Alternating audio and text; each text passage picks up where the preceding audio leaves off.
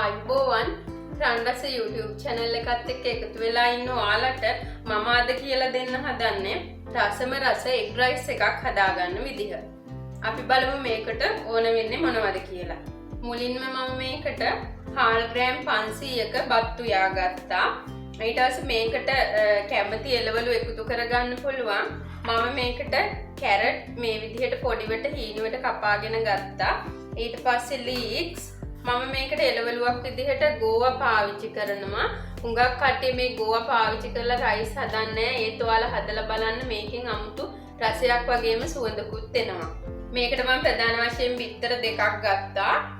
සුදු ලූණු මේ විදිහට පොත්තත් එක්ක තරලා බික් 3-4ක් ගත්තා. ඒ වගේම හීනිවට මේ විදිහට කපලා සුදු ලූණු බික් 3ක් ගත්තා. ඉඟුරු, අමු මිරිස්, බී ලූණු. ඊට පස්සේ අපිට මේකට සීනි පොඩ්ඩක්, ලුණු පොඩ්ඩක් ඕන වෙනවා. ඒ වගේම කරපිංචා රම්පේ මම මේකට බැදගත්ත 3-5 කුඩු ටිකකුත් එකතු කරගත්තා. ඒ වගේම රයිස් එක රසවත් කරන්න මම මේකට තක්කාලි සෝස් ටිකක්, ඒ වගේම සෝයා සෝස් ටිකක් දාගන්නවා. ඔයාලට මේවා කැමති නම් දාගන්න පුළුවන්. මේවා එකතු කර නොගත්තත් අපේ රයිස් එක රසට හදාගන්න පුළුවන්. ඒ වගේම රයිස් එක හදාගන්න අපිට තෙල් ටිකක් ඕන වෙනවා. එහෙනම් අපි රන්රස YouTube channel එක subscribe කරගෙන bell icon එකත් click කරගෙනම අපේ egg rice එක හදාගන්න යමු. මුලින්ම අපි භාජනයක් ටිපේ තියලා තෙල් ටිකක් එකතු කරගමු.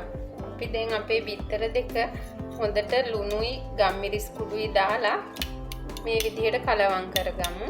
දැන් අපේ තෙල් එක හොඳට පැහෙනකොට අපි අපේ බිත්තර දෙක එකතු කරලා මේක හොඳට බෙදගමු.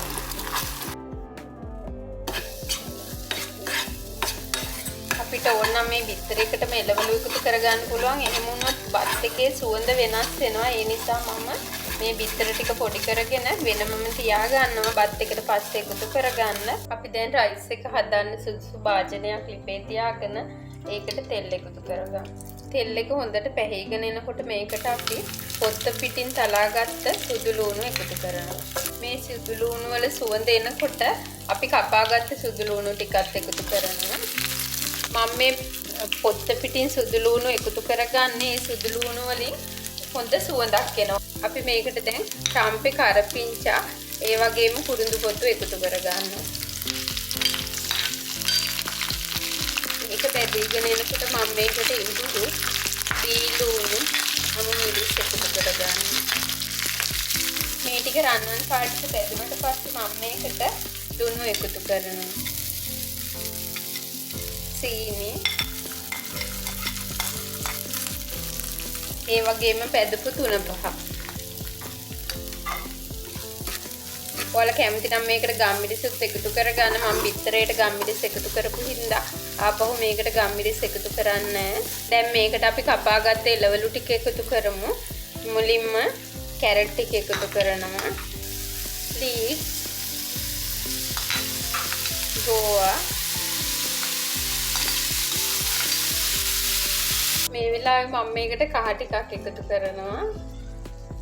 ඉතින් ඔයාලත් මගේ රන්රස YouTube channel එක subscribe කරලා bell icon එකත් click කරලා මම වීඩියෝ එකක් දාපු සැනින් ඔයාලා ගාවට ගෙන්නගෙන ඒව හදලා රස බලන්න. දැන් මේ එළවලු ටික ඉදලා තියෙන්නේ. මම මේ වෙලාවේ මේකට බත් ටික එකතු කරගන්නවා.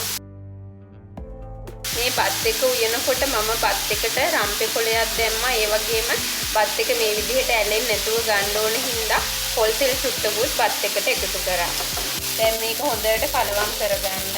මේක හොඳට කලවම් කරගත්තට පස්සේ මම මේකට අපි කලින් හදාගත්ත බිත්තර ටික එකතු කරනවා. මේ වෙලාවේ ලුණු බලලා ලුණු මදි නම් ලුණු දාන්න.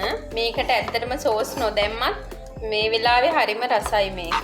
ඊළඟට අපි මේකට තක්කාලි සෝස් ටික එකතු කරනවා. දැන් මම මේකට සෝයා සෝස් එකතු කරනවා. දැන් අපේ රයිස් එක හදලා ඉවරයි. ඇත්තටම මේ වෙලාවේ අපි කඩෙන් රයිස් එකක් අරගෙන දිගෑරලා බලනකොට එන සුවඳට වඩා හොඳ සුවඳක් එනවා. ඉතින් ඔයාලත් මේක හදලා රස බලන්න. බලලා මටත් කමෙන්ට් එකක් දාන්න. ඔයාලත් ගෙදරට අමුත් එක්ක ආව වෙලාවට එහෙම නැත්නම් නිවාඩු දවසට මේ වගේ කෑම වේලක් හදලා රස බලන්න. රස බලලා මටත් කමෙන්ට් එකක් දාන්න අමතක කරන්න එපා. අලුත් වීඩියෝ එකකින් ආයෙත් හමු වෙමු. බොහොම ස්තුතියි.